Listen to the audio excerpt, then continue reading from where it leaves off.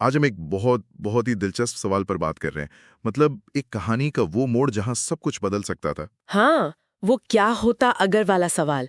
अगर सिल्वी ने उस आखिरी पल में लोकी की बात मान ली होती। बिल्कुल। और हमारे पास जो सामग्री है वो इसी सोच की पड़ताल करती है। तो आज हम इसी वैकल्पिक टाइमलाइन के मतलब अहम मोड़ों और नतीजों को समझने वाले हैं। हाँ, देखते हैं ये बदली हुई कहानी हमें कहाँ ले जाती है। तो चलिए, कहानी शुरू होती है ठीक उसी पल से। सिल्वी है, तलवार हाथ में है, बदला लेने को एकदम तैयार। लेकिन इस बार वो रुक जाती है। हाँ, लोकी उसे समझाता है कि देखो, समझने की कोशिश करना शायद ज्यादा बेहतर है, बजाय इसके कि तुम बदला लो। और सिल्वी, उसकी आंखों में आंसू हैं। वो कहती है मैं बस थक चुकी हूँ। और तलवार नीचे कर लेती है। सोचिए, इस एक पल ने सब बदल दिया। हाँ, इतना कि ही हु रिमेन्स भी, मतलब जो सब कंट्रोल कर रहा था, वो भी हैरान है। वो कहता है ये तो दिलचस्प मोड़ है, तुम दोनों ने मेरा बनाया रास्ता तोड़ दिया। बिल्कुल, ये सिर्फ कहानी का बदलना नहीं है, ये तो सीधे सीधे नियति को चुनौती है। सही कहा। यहाँ सिल्वी का फैसला, उसकी वो थकान, ये वो चीजें हैं जिसे शायद ही हु रिमेन्स जैसा कोई भी पूरी तरह काबू नहीं कर सकता है ना।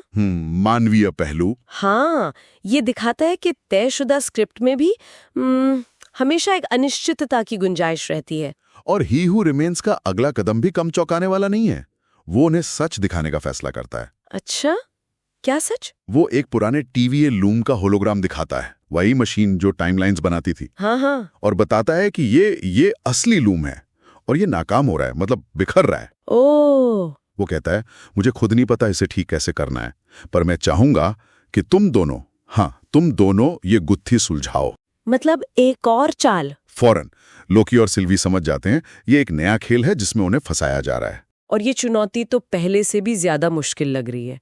यहाँ ये बात जरूरी है, इस बार लोकी के पास ना तो वो टाइम स्लिप वाली ताकत है, हाँ, जिससे वो समय में कूद सकता था, नहीं उसकी कोई जादुई शक्ति। तो क्या है उसके पास? सिर्फ उसका तेज दिमाग और एक साथी सिल्वी। मतलब आप लड़ाई ताकत ही नहीं। आप बिल्कुल नहीं, अब तो समझदारी और शायद भरोसे से काम लेना होगा। ये पूरी तरह से एक दिमागी खेल बन गया है। लोकी तुरंत सवाल करता है, अगर ये सब एक लूप है, एक चक्र जैसा, तो इसका मतलब क्या है आखिर? अच्छा सवाल। और ही हु रिमेन्स वो बस रहस्यमयी ढंग से मुस्कुराता है, कहता है कि जीत लड़ने से नहीं, हार कर समझने से मिलेगी। क्या मतलब? कि समय को जीतना नहीं है, उसे समझना है। और फिर वो लोकी को एक अजीब सा, क्या कहते हैं, डिवाइस देता है। डिवाइस? किस लिए? कहता है शायद इससे भविष्य की कोई झलक मिल जाए। ओह, लोकी उसका इस्तेमाल करता है और उसे कुछ धुंधली सी तस्वीरें दिखती हैं। कैसी तस्वीरें? एक खाली सिंहासन, एक बहुत बड़ा पेड़, कोई बलिदान दे रहा है, और फिर एक भयानक तबाही जो सब कुछ मिटा देगी। बाप रे। ये देखकर वो चीख पड़ता है, ये सब हमारी पसंद का नतीजा है, किस्मत का नहीं। तो इस बदली हुई कहानी में ऐसा लगता है कि लोकी उस पल के टकराव को टालकर एक तरह से जीत गया। पर क्या वाकई? हाँ, वही सवाल।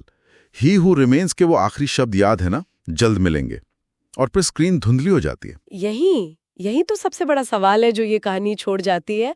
क्या वो सच में बच निकले, या ये किसी और बड़े और ज्यादा उलझे हुए खेल की बस शुरुआत है? क्या नियति को सच में चुनौती देना मुमकिन है, खासकर तब जब खेल बनाने वाला खुद ही समय के धागों से खेल रहा हो? सोचने वाली बात है।